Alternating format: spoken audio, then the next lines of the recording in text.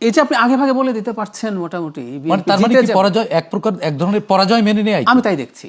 জামায়াত ইসলামী যে ভালো করবে না তার আমি একটা প্রমাণ দিই। আমি একটা জিনিস একটু পড়ি একটা পোর্টাল থেকে। কিছুদিন আগে জামায়াত ইসলামী তার দল নিয়ে জনাব তারেক রহমানের সাথে বৈঠকে গিয়েছিলেন। এটি শোক প্রকাশ করতে গিয়েছিলেন, করতে গিয়ে ওখানে বেগম খালেদা জিয়ার। তারপর আমাদের সৌজন্য সাক্ষাৎকার হয়েছে। বেরোনোর পর সৌজন্য সাক্ষাতের পর বেরিয়ে জামাতের আমির কিছু কথা বলেছেন যেগুলো রাজনৈতিক। হ্যাঁ, আমি একটু এই কথাগুলো পড়ি তাহলে বোঝা যাবে। জামাত উনি মানে আমির স্বয়ং যখন বলছেন, উনি কি বলছেন? ওনারা বলছেন আজকে এই নিয়ে আমরা আলাপ আলোচনা করেছি, আমরা এটাও বলেছি প্রিয় দেশের স্বার্থে অতীতে আমরা একসাথে কাজ করেছি, আগামীতেও দেশের স্বার্থে ইনশাল্লাহ একসাথে কাজ করবো। আচ্ছা, তারপর বলছেন তারেক রহমান সহ বিএনপি সবাই একই আকাঙ্ক্ষা ব্যক্ত করেছেন। এরপরের জায়গাটা খুব ইম্পর্টেন্ট। আমরা বলেছি যে 5টা বৎসরের জন্য জাতির স্থিতিশীলতার স্বার্থে একটা সুন্দর পরিবেশ ফিরিয়ে আনার স্বার্থে আমরা সবাই মিলেমিশে ভালো কোনো চিন্তা করতে পারি কি না সেটাও আমাদের চিন্তা করা দরকার, একটা চিন্তার স্থিতিশীলতার জন্য। আমি খেয়াল করেন শেষে বলছেন আমরা এটাও বলেছি নির্বাচনের পর সরকার গঠনের আগেই আমরা বসবো, খোলা মনে কথা বলবো, জাতির জন্য আমরা চিন্তা করব, জাতির জন্য সিদ্ধান্ত নেব। তো নির্বাচনের পর সরকার গঠনের আগে আবার বসবেন বলছেন। স্থিতিশীলতার জন্য 5 বছরের জন্য কিছু করতে পারি কি না, একটা গ্যাপ আছে। তার মানেটা হচ্ছে, আমি এখন খোলাখুলি যদি বলে আমি যেটা পড়ে বুঝি, উনি এটা বার্তাও দিতে চেয়েছেন আবার সরাসরি বলে ফেলতে চাননি, সেটা হচ্ছে এটা জাতীয় সরকার বিএনপি তৈরি করবে অনেক দিন থেকে। এটা ইভেন শেখ হাসিনার সময় থেকে 2022 সাল থেকেই তাদের একটা এক ধরনের প্রস্তাবনা আছে। আমি আমিরের এই বক্তব্য পড়ে আমার মনে হচ্ছে তিনি জাতীয় সরকারে যেতে চান। তাহলে গণতান্ত্রিক পার্লামেন্টে অপোজিশনে কে থাকবে? কিছুই হবে না, এটা হয় না। উনি যেটা চাইছেন এই আলাপ কেউ কেউ করার চেষ্টা করছে। আমি এটাকে শুরু থেকে খুব স্ট্রংলি নেগেট করি যে এটা হয় না বাংলাদেশ। তার মানে জাহেদ ভাই, যদি ওনার বক্তব্যে এটি আউটকাম হয় তাহলে নির্বাচনের কি দরকার? একদম একদম তাই। এবং একটা গণতান্ত্রিক সিস্টেম কাজ করে, সরকারি দল বিরোধী দল এবং বিরোধী দলের চাপে সরকারি দলকে থাকা উচিত এবং বিরোধী দল শক্তিশালী থাকা উচিত, শক্তিশালী থাকা উচিত। যেমন 14 সালের পরে আমরা পার্লামেন্টে কিন্তু বিরোধী দল দেখেছি, আমরা বের করতে পারিনি যে কে বিরোধী দল কে সরকারি দল। তার চেয়ে জরুরি কথা এই যে আপনি আগে ভাগে বলে দিতে পারছেন মোটামুটি। তার মানে কি পরাজয় এক প্রকার এক ধরনের পরাজয় মেনে নেয়? আমি তাই দেখছি। এবং উনি বিরোধী দলেও থাকতে চাচ্ছে না। তার মানে আমি ধারণা করি ওনার সংখ্যাটাও এত ছোট হতে পারে বলে তিনি ভয় করছেন, মানে বুঝে ফেলেছেন যে এই সংখ্যা নিয়ে, আমার ইন্টারপ্রিটেশন এরকম, মানে এই সংখ্যা নিয়ে বিরোধী দল হওয়াটাও তাদের জন্য প্রবলেম্যাটিক হবে। এখন বিপদ কোন জায়গায় হয়েছে? বিশেষ করে অনলাইনে জামায়াত ইসলামী, ছাত্র শিবির, এদের কিন্তু খুবই ভাইব্রেন্ট প্রেজেন্স আছে। আমি প্রায় মানে এই ধরনের টকশোতে অনেককেই বলি, অনেক সংবাদ চালককে বলেছি, আমি আপনাকেও যদি বলি আপনি একটা পোল তৈরি করুন, এই নির্বাচনে কে জিতবে। প্রায় দেখা যায় এই পোল 2 দিন রাখলেন, 50,000 1 লাখ ভোট হলো, দেখবেন জামাত 3 গুণ ভোট পেয়ে জিততেছে, বিএনপির ভরাডুবি। মাঝে মাঝে দুজনের ছবি দেয়, ডাক্তার শফিক, জনাব তারেক রহমান। তারেক রহমানকে চাইলে লাইক দিন, শরীফ সাহেবকে চাইলে হার্ট দিন, লাভ দিন। জামাত শেখ হাসিনা পতনের আন্দোলন কতটুকু করেছে এটা নিয়ে আমার সন্দেহ আছে। জামাত তাদের নেতাদের বাঁচানোর চেষ্টা করেছিল ফাঁসি থেকে। 14 সাল 15 সালে যে মুভমেন্ট হলো, জামাত ওখানে অ্যাক্টিভলি ছিল, তারা সাফার করেছে, কিন্তু তাদের মূল উদ্দেশ্য ছিল ওটা ঠেকানো। যখন নেতাদের ফাঁসি হয়ে গেল, আপনি খেয়াল করবেন জামাত আসলে আর মাঠে ছিল না। 14 সালের পরে তারা সাংগঠনিকভাবে একেবারেই কোথাও পাওয়া যায়নি। মানে আমি অন্য কোথায় কোথায় ঢুকেছে সেটা যাচ্ছি না, কিন্তু এই যে উনি মাঠে ছিলেন না, তার অস্তিত্ব টিকিয়ে রাখার জন্য তারা তখন কিন্তু অনলাইনকে অনেক বেশি গুরুত্ব দিতে শুরু করেন। আগেও ছিল, এটা আরো বাড়লো। কিন্তু বিএনপি তো মাঠে ছিল, বিএনপি সরকারকে চ্যালেঞ্জ করে গেছে, আইডেন্টিটি ফোকাস করেছিল।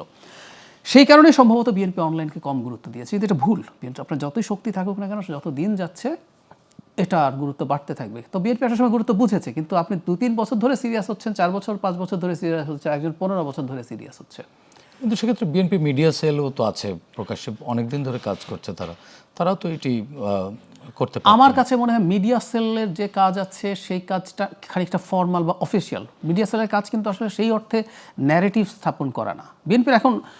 বিএনপির হয়ে বা ওই যে বলেন জাতীয়তাবাদী বা মধ্যপন্থী অনেক অ্যাক্টিভিস্ট যারা বিএনপির সমর্থক না, কিন্তু মনে করেন বাংলাদেশে এই ডানপন্থী ইসলামী রাজনীতি থাকা উচিত না, তারা অনেকে এখন এজেন্ডা বা ন্যারেটিভ সেট করছে, সেটা হচ্ছে। আমার মনে হয় সেটা নাগরিক পর্যায় থেকে হচ্ছে। কিন্তু ওই যে বললাম সামনে যে সমস্যাটা দাঁড়াবে সেটা হলো ভোটের মাঠে সবাই ভোটার। মানে একজন সচেতন শিক্ষিত মানুষ ভোটার, একজন গ্রামে বসবাসকারী কম সচেতন মানুষ যিনি একটা এআই ইমেজ দেখে সত্য মনে করেন।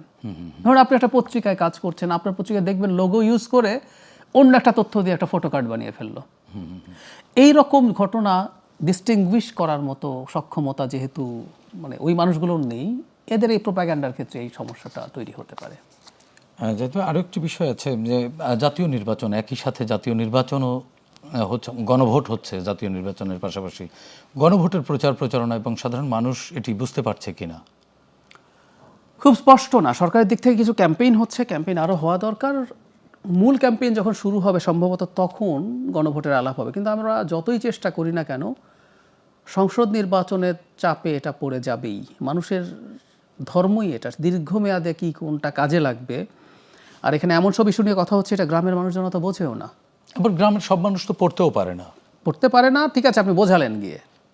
রাজনৈতিক দলের কাজ কিন্তু পড়াও না শুধু, ধরেন কর্মীরা গিয়ে বোঝাবে, ওইগুলো বুঝবে না। ও আসলে চায় হলো মার্কাটা কি, এবং সেই মার্কায় সে ভোট দিয়ে, সে কিন্তু বহু বছর ভোট দেয় নাই, বহু বছর সে তার সরকার নির্বাচন করতে পারে নাই। সুতরাং আপনি যতই চেষ্টা করেন হয়তো জানানো যাবে, কিন্তু মানুষের আগ্রহ এটা খুব বেশি হবে না। জামাত শেখ হাসিনা পতনের আন্দোলন কতটুকু করেছে এটা নিয়ে আমার সন্দেহ আছে। জামাত তাদের নেতাদের বাঁচানোর চেষ্টা করেছিল ফাঁসি থেকে।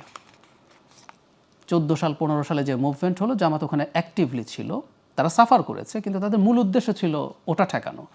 যখন নেতাদের ফাঁসি হয়ে গেল, আপনি খেয়াল করবেন জামাত আসলে আর মাঠে ছিল না। 14 সালের পরে তারা সাংগঠনিকভাবে একেবারেই কোথাও পাওয়া যায়নি। মানে আমি অন্য কোথায় কোথায় ঢুকেছে সেটা যাচ্ছি না, কিন্তু এই যে উনি মাঠে ছিলেন না, তার অস্তিত্ব টিকিয়ে রাখার জন্য তারা তখন কিন্তু অনলাইনকে অনেক বেশি গুরুত্ব দিতে শুরু করেন। আগেও ছিল, এটা আরও বাড়লো। কিন্তু বিএনপি তো মাঠে ছিল, বিএনপি সরকারকে চ্যালেঞ্জ করে গেছে, আইডেন্টিটি ফোকাস করেছিল। সেই কারণে সম্ভবত বিএনপি অনলাইনকে কম গুরুত্ব দিয়েছে। কিন্তু এটা ভুল। বিএনপি আপনার যতই শক্তি থাকুক না কেন, যত দিন যাচ্ছে এটা আর গুরুত্ব বাড়তে থাকবে। তো বিএনপি একটা সময় গুরুত্ব বুঝেছে, কিন্তু আপনি 2-3 বছর ধরে সিরিয়াস হচ্ছেন, 4 বছর 5 বছর ধরে সিরিয়াস হচ্ছে, একজন 15 বছর ধরে সিরিয়াস হচ্ছে। কিন্তু সেক্ষেত্রে বিএনপি মিডিয়া সেলও তো আছে, প্রকাশ্যে অনেকদিন ধরে কাজ করছে, তারাও তো এটি করতে পারে। আমার কাছে মনে হয় মিডিয়া সেলের যে কাজ আছে সেই কাজটা খানিকটা ফর্মাল বা অফিসিয়াল। মিডিয়া সেলের কাজ কিন্তু আসলে সেই অর্থে ন্যারেটিভ স্থাপন করা না। বিএনপির হয়ে বা ওই যে বলেন জাতীয়তাবাদী বা মধ্যপন্থী অনেক অ্যাক্টিভিস্ট যারা বিএনপির সমর্থক না, কিন্তু মনে করেন বাংলাদেশে এই ডানপন্থী ইসলামী রাজনীতি থাকা উচিত না, তারা অনেকে এখন এজেন্ডা বা ন্যারেটিভ সেট করছে, সেটা হচ্ছে। আমার মনে হয় সেটা নাগরিক পর্যায় থেকে হচ্ছে। কিন্তু ওই যে বললাম, সামনে যে সমস্যাটা দাঁড়াবে সেটা হলো ভোটের মাঠে সবাই ভোটার। মানে একজন সচেতন শিক্ষিত মানুষ ভোটার, একজন গ্রামে বসবাসকারী কম সচেতন মানুষ, যিনি একটা এআই ইমেজ দেখে সত্য মনে করেন। ধরুন আপনি একটা পত্রিকায় কাজ করছেন, আপনার পত্রিকায় দেখবেন লোগো ইউজ করে অন্য একটা তথ্য দিয়ে একটা ফটো কার্ড বানিয়ে ফেললো। এই রকম ঘটনা ডিস্টিংগুইশ করার মতো সক্ষমতা যেহেতু মানে ওই মানুষগুলোর নেই, এদের এই প্রোপাগ্যান্ডার ক্ষেত্রে এই সমস্যাটা তৈরি হতে পারে। যেহেতু আরও একটি বিষয় আছে যে জাতীয় নির্বাচন, একই সাথে জাতীয় নির্বাচনও হচ্ছে, গণভোট হচ্ছে জাতীয় নির্বাচনের পাশাপাশি গণভোটের প্রচার প্রচারণা এবং সাধারণ মানুষ এটি বুঝতে পারছে কিনা খুব স্পষ্ট না। সরকারের দিক থেকে কিছু ক্যাম্পেইন হচ্ছে, ক্যাম্পেইন আরও হওয়া দরকার। মূল ক্যাম্পেইন যখন শুরু হবে সম্ভবত তখন গণভোটের আলাপ হবে। কিন্তু আমরা যতই চেষ্টা করি না কেন, সংসদ নির্বাচনের চাপে এটা পড়ে যাবেই। মানুষের ধর্মই এটা, দীর্ঘমেয়াদে কি কোনটা কাজে লাগবে। আর এখানে এমন সব ইস্যু নিয়ে কথা হচ্ছে, এটা গ্রামের মানুষজন তো বোঝেও না। আবার গ্রামের সব মানুষ তো পড়তেও পারে না, ঠিক আছে, আপনি বোঝালেন গিয়ে। রাজনৈতিক দলের কাজ কিন্তু পড়াও না শুধু, ধরেন কর্মীরা গিয়ে বোঝাবে, ওইগুলো বুঝবে না। ও আসলে চায় হলো মার্কাটা কি, এবং সেই মার্কায় সে ভোট দিয়ে, সে কিন্তু বহু বছর ভোট দেয় নাই, বহু বছর সে তার সরকার নির্বাচন করতে পারে নাই। সুতরাং আপনি যতই চেষ্টা করেন হয়তো জানানো যাবে, কিন্তু মানুষের আগ্রহ এটা খুব বেশি হবে।